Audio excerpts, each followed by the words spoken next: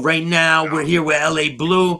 LA Blue's on the phone, and he's going to tell us the situation he's dealing with in Ross Correctional Facility in Ohio. This call is originating from an Ohio correctional facility and may be recorded and monitored. What's up, Blue? Hey, how you doing, brother? How you feeling? I'm good, man. So, do you want to tell the people a little bit about what's going on with you and about you losing your wife and all that? Do you want to tell them first off what you're there for and how long you've been there? Actually, my original cases was manslaughter, aggravated robberies, kidnappings. But I caught them cases when I was 15 back in March 23rd, 1993. I got charged in the dark, came to prison in 95, got my first parole in 2002, came back like 11 or 12 days later, got out in 05, came back in 06, and got out in 2011 and got PV, turned a 6-month PV into 12 years. Wow. Just because of my past history and violence. I currently come home next year, April 9th, 2023. I'll no longer be on federal parole or state parole. This will be the first time I've been free and didn't have to answer to the law since the age of 11 years old. So you maxing out of this sentence, you're going to max out of this one, right? Like they maxed me out. They turned 6 years into 12. I turned 6 months into a 12-year sentence. Wow. And all I had to do was 6 months in the county jail, and I ended up doing 12 years. So it maxed my tail out. I'm under old law, so I no longer have a tail. I'm free. I don't have to check in. I don't have to answer to nobody. I'm free. Pretty much trying to do the right thing. As you know, when I did a couple of lives with you in the past with a couple of the blood homies and crip homies from Cali and New Jersey, where we got that Black Lives Matter movement and the blue and red flag tied in the knot, prison reform, giving back to society. I got a lot good going on. I just haven't reached you in the past 2 months because I had 3 deaths. I had my 2 first cousins. My cousin Buffy died, and her brother, which is my other first cousin, Junior, died. And then my 13-year-old son just told me that my wife, you know, my fiance that was soon to be not my legal wife, but everyone calls my wife. I call my wife. Has been riding with me this whole bit, taking care of everything, my kids, all my financial situations, my food vouchers, my clothes vouchers, all my legal money, all my illegal money, all my property I had, everything I was going home to. I just lost everything because she just died on February 21st. You know what I'm saying? So now I'm dealing with that. I've been isolating myself because it's like I don't be understanding why I'm going through what I'm going through with a year to the door when everything should be going good, when I'm trying to do good.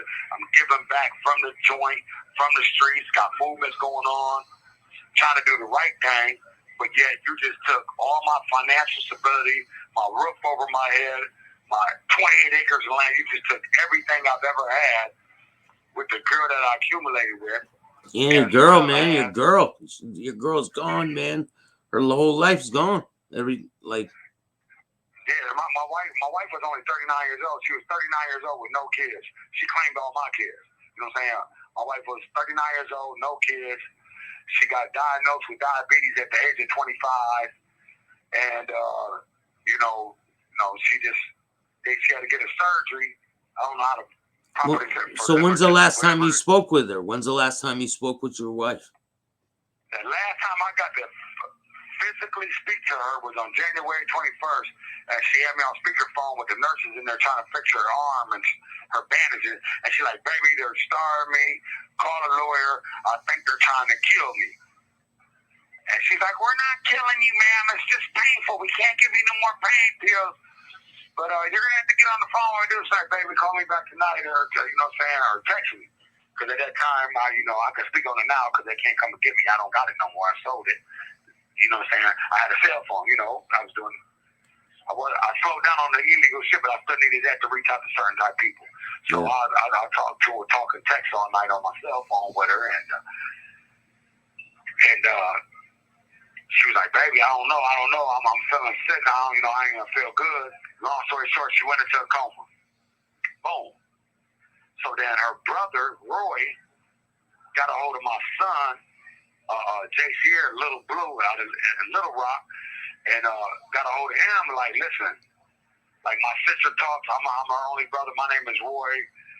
My sister Jennifer said to let you know and let your dad know she's feeling better, she's out of a coma. This call is originating from an Ohio correctional facility and may be recorded and monitored. Next night, day room, like I got, like right now, like today is Saturday from 5 to 8. Now tomorrow, Sunday, my 3-hour day room will be from 7 a.m. to 10 a.m. Then I'll come out from 2:30 p.m. to 3:30, and I'm locked in my cell. I'm confined until the following day. So every other night, I got 3-hour late day room, and then the day you ain't got late day room, you got morning day room. Yeah. Like I'm out from 5 to 8 tonight. Tomorrow I'll be out from 7 to 10. Then Monday I'll be back out from 5 to 8. You know what I'm saying? So you got to find extracurricular programs and stuff to do. Like I passed the referee test, so I referee institutional basketball games and rec Monday through Friday. You know, so I had to sign up for that so I can have some type of income. It ain't much, but you know. Yeah, but you don't have problems being the ref for the basketball games and like people want you to. Yeah. See, the reason why that not only that, like people that pass the test done got fired or quit because they don't want to deal with all the gang members. Like this whole prison, like there's a lot of young youth that's just don't like they want the guidance, but they don't know how, but they want to portray it. And you got these guys coming up with time, and they're not really the ones who did it, or they did do it, or just it's like so these people come in and they're very disrespectful. So if you don't got a name for yourself, like to where you can. You get tested, like you got to go in the rec room and put in some work with one of these young dudes. All right, man, I'm going to put my knife out. I'm going to show you young niggas. I'll beat your ass just like you can whip my ass. You're going to win or I'm going to win. Or the scrapes and bruises. And then we're going to leave it like that. We're going to get the ones like men. Or we could get on some gang shit and just start a war. Like people like, you might be scheduled to go home and get released to society next week. But your son might get some bad news and just kill you in your sleep. There's been two murders here in the past, I'm going to say the past 4 or 5 months, with inmates that was under a year getting ready to go home, got murdered. One, because he raped the guy, and the guy let it go, and they got out the hole, and they ended up slipping. The guy went in his block out of place, caught the dude. COs was released, working, went in there, beat him to death. Killed the kid. The kid that got raped, killed dude. You know what I'm saying? They raped him. Yeah. And then you got another dude that he was just mad because he was a drug addict and he couldn't get his methamphetamines and Suboxone strips and drugs and shit. So, you know, robbed his celly, so his celly beat him up. He felt some type of way, went in there, stabbed his monkey up. You know, it's like you're never guaranteed to wake up the next day. You know what I'm saying? That's why people say sleep with one eye open. No matter how soft a prison may be or seem, you don't never know what the next man is going through. Especially Ross Correctional Facility, man. Ross, I heard stories about Ross Correctional Facility quite a bit. Yeah, it's nothing how it was a couple years ago. This place was off the chain, gangbang capital. This call is originating from an Ohio correctional facility and may be recorded and monitored. Other lives, like I told you before, and other lives and podcasts that we've done in the past, where I just came from. I came from a maximum security prison. I came from Lucasville. That's Clansville, Lucasville. That's what Southern Correctional, a maximum security. I've been maximum and level 3s like Ross and Mansfield my whole life. You know what I'm saying? Like, there was times, I remember walking one time down the walkway, coming back from late rec, and the deputy warden got his ass whipped right in the middle of the yard. Like, it's nothing. Like, you COs ain't guaranteed to go home in 8 hours. Like, here in Ross, it's been so bad in Ross that they recently just issued body cams last Tuesday. Like, the COs is making rounds right now. They got a body cam, audio and visual. They have to keep on 24 hours a day. So is it short staffed because of COVID and all that? Is the prison short staffed? Thursday at like 2:30, 3 o'clock, our unit sergeant came in the block and they lifted the mask mandate.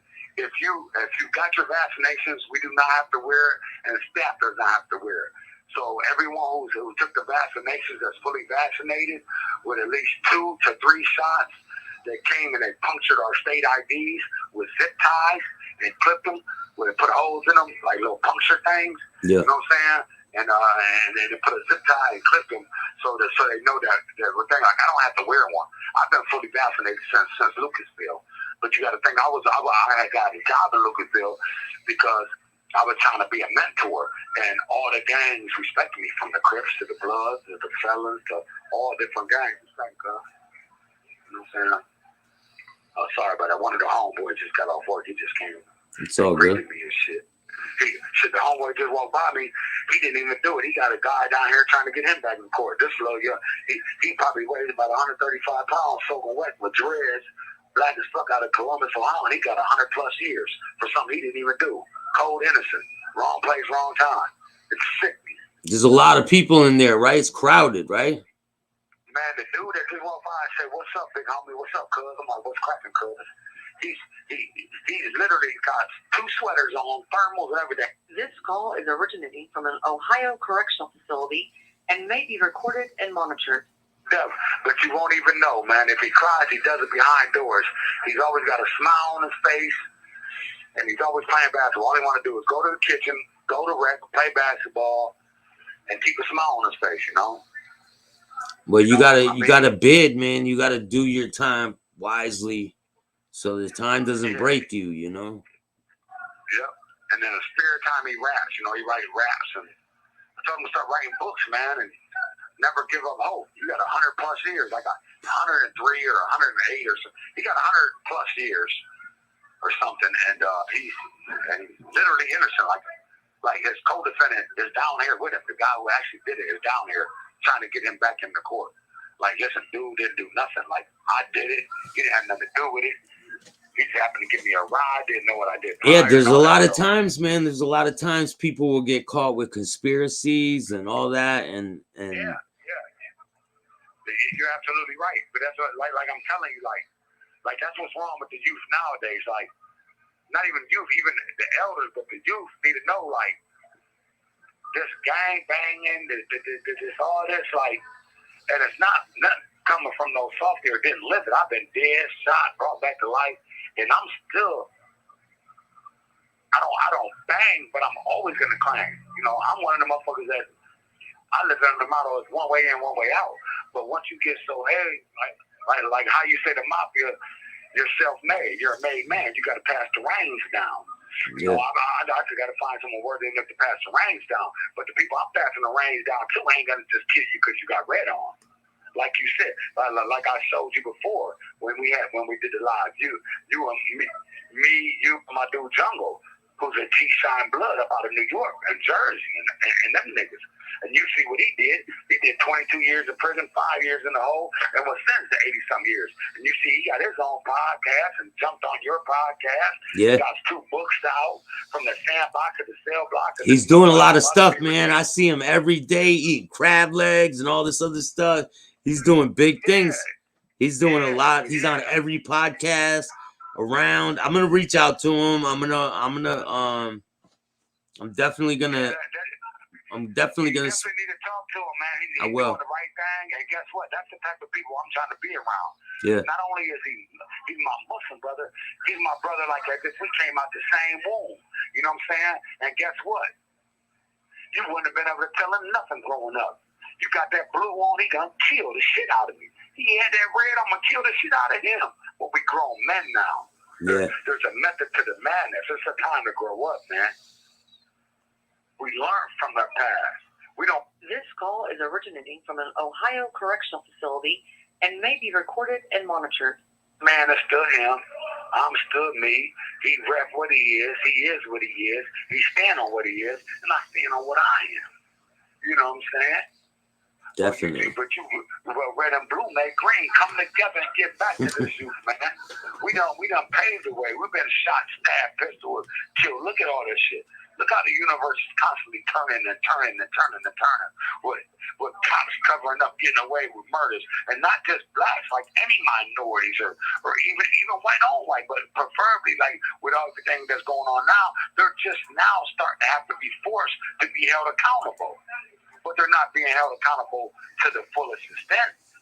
But yet, let one of us do it. Yeah. we jaywalk and get the maximum penalty because we had a history. Not only because we're black, we got a history. He's a gangbanger. He's a robber. He's a stick-up kid. He's this. He's that. He's this. Oh, fuck it. Throw the book at that white guy because he fucks with all them fucking black guys over there, all the fucking gang body shit. He's just as bad as them. Fuck it. He's not solid. He's not thorough. He's not pure. He's contaminated. He fucks with them. I see it on a daily. It happens in here as well as in society. The racism has never went nowhere. They just try to cover it up better. You understand what I'm saying? Like, and for them youth that's coming in here, there's kids walking around here looking like begging to grow hair on their face. I know they be in their dreams like, please let me wake up with a beard tomorrow. Because half of them they'll fight, but half of them is getting pressured. You either got to pay me, or you're going to be my hoe. Not me personally, but I'm saying there's some guys that's not even doing life. Some guys come here and do 5 years, 3 years. Well, I don't know if they did time before. I don't ask them, but they walk around raping motherfuckers and shit. Me, by the grace of Allah, by the grace of the higher power, I ain't never had to do no homosexual shit. Because I can fight. I got a great backbone and I got great support. So I ain't never pissed or caught. But there's a lot of them. I watch people get raped and stabbed and killed. It's nothing. It's for This call is originating from an Ohio correctional facility and may be recorded and monitored. It's a thing in prison that said,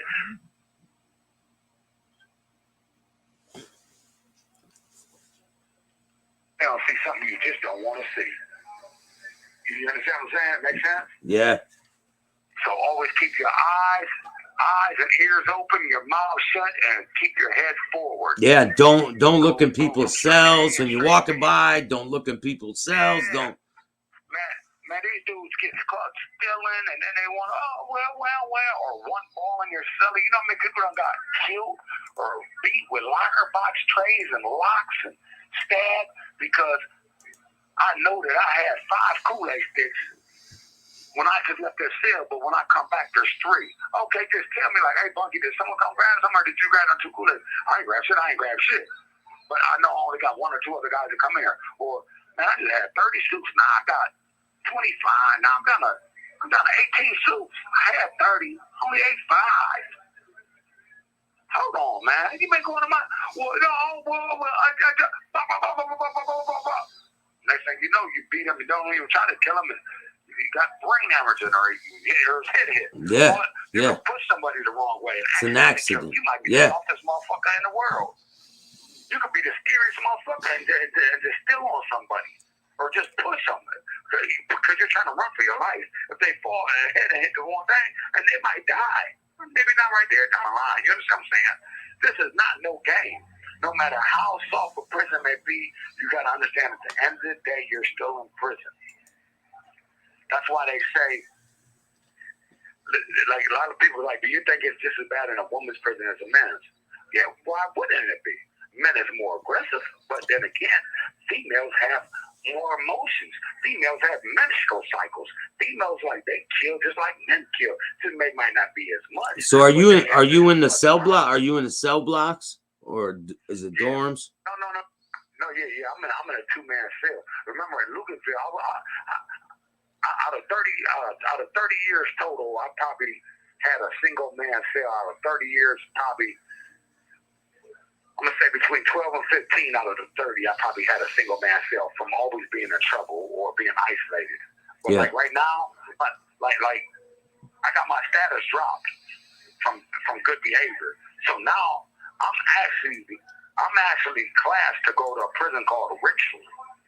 I'm actually classed to get to Richland Prison. It's a level 2. So that's a dorm. So that means I'm going to be in a bunk bed and I can lean over and look at you in your bunk bed and lean over and look at 10 other motherfuckers bunk beds on a row. Yeah. It's like 130 people, like 3 rows. And you're going to have to get used to that, man. Do you think you're ready to step down to that? I've made it to level 2 twice, and the longest I ever made it was 4 months. But But honestly, I really do need it because of the fact that I got a year to the streets. And if I feel it, and me personally, I feel if I can't make it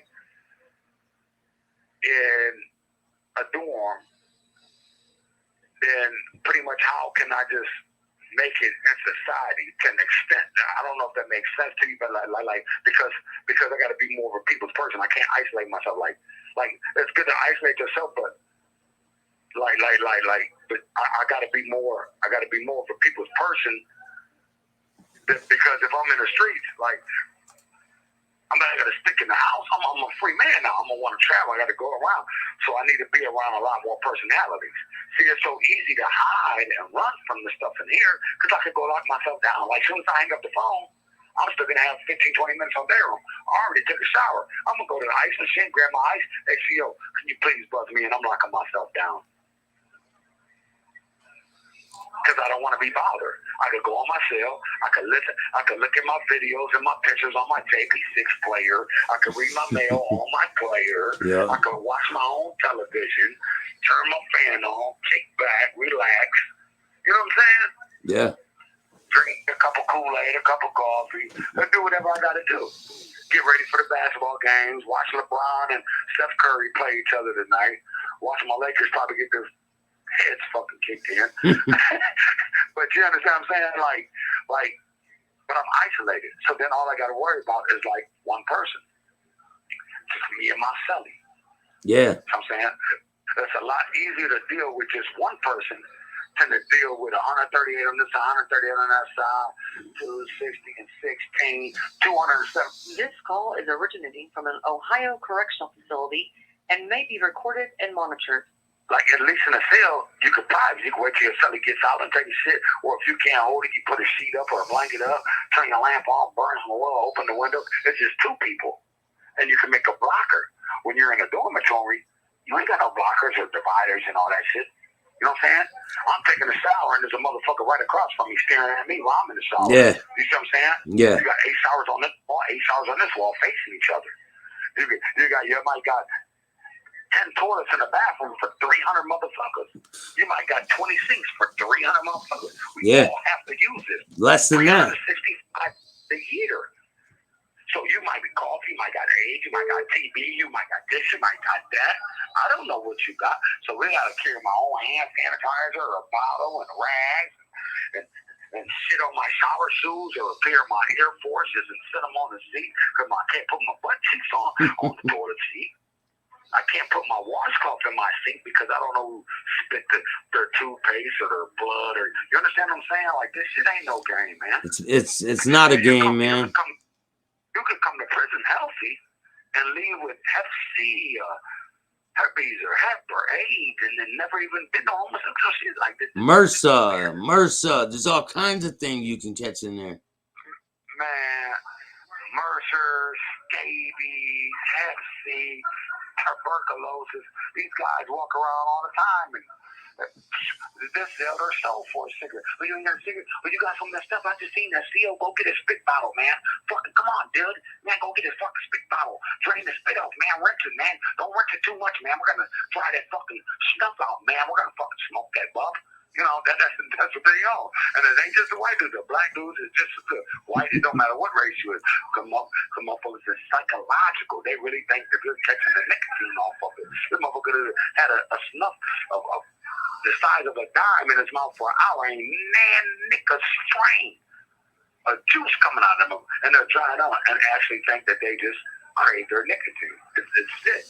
So you're going to smoke some stuff that you don't know what this man got, TB, FC, anything, has been in his mouth, spitting, swishing, and all this, dry it out and smoke it. Like you understand what I'm saying? There's all kinds of things. There's the shit is sick, man. It's sick. It is, man. Luckily, my only pet peeve in here is wine. I make my own, or I buy it from people that knows how to make it. I drink my little Saul's way. And a lot of people, that gets them in trouble because they don't know how to handle themselves. You know what I'm saying? They can't handle it. Me, I can handle it. I drink. I thought my music gone. What's up? You cool? Like, yeah, mind my business. You smell good? I said, yeah, damn, why you sniffing me though, homie? Oh, you got some more of that? No, yeah, go buy you some. It's $75 for a water bottle. This is clear. This is moonshine. Or you want some Reggie? Okay, go ahead over there, man. That's $50 for a gallon or $8. But you know what I'm saying? Like, go buy you some. Don't worry about mine, don't. Yo, they already let us go on for 28 minutes, man. I was just told the reason why my phone calls is 30 minutes now. Yeah. And not 15. It's because, like I just told you a little bit ago, I'm a level 2 security. I'm waiting to ride out to a level 2 prison. And they got a level 2 block on the other side of the compound. It's called J Dorm. And they're supposed to send the level 2s over there. But there's 138 something inmates. They said, I talked to my case manager yesterday. She said they had 138 inmates waiting to ride out. So now they got to clear J Dorm out. And then to fill that up, and then she's like, you might ride to your destination prison before you even make it over there to the dormitory prison.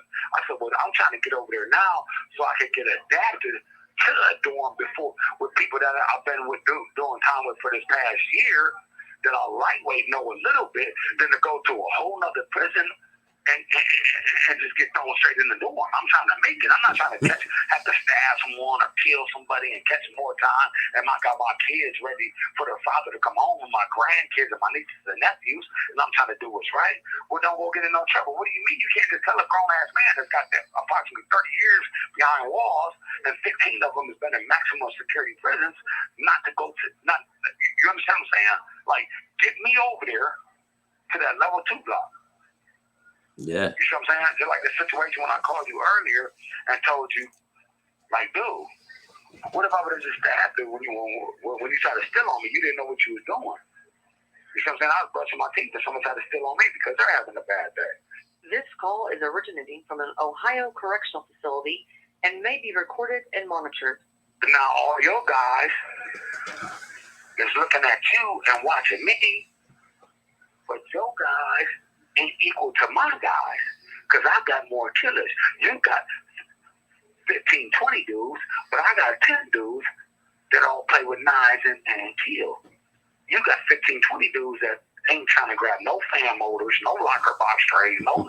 You understand what I'm saying now? Yeah. So the numbers don't mean nothing because once I get to poking one or two, you motherfuckers. You have 1 minute remaining. And so, you know, it's serious, man. But I'm gonna leave put your inmate number and all that, and your address, and people could write you. It'll be in the description of this video. Tell people if they want to talk serious conversations, send me any videograms for support. They can jump on my JPay, and I can write there. I got 8 stamps.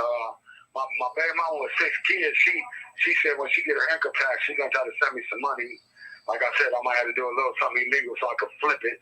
So try to start making some money for when I come home, so I just lost everything with my wife. But other than that, anyone that want a serious conversation or great friendship or want to try to talk something positive and give me good input in life, I'm here. Jump on my JPay, write me. I'm in Ross Correctional. My prison number 641-743. Name Nathan C. Patfield. OG, Cali Blue, LA Blue, 59 shoe, gangster on the crib. Don't give a fuck about what gang you claim. And that's it, folks. That was LA Blue. He just explained what he's going and dealing with in there. And I'm going to leave his information in the description of this video. Make sure you stay out of trouble so you don't end up where he is. So make sure you hit the like, subscribe, and notification bell so you can get my videos every time they drop. Till next time, man. Peace.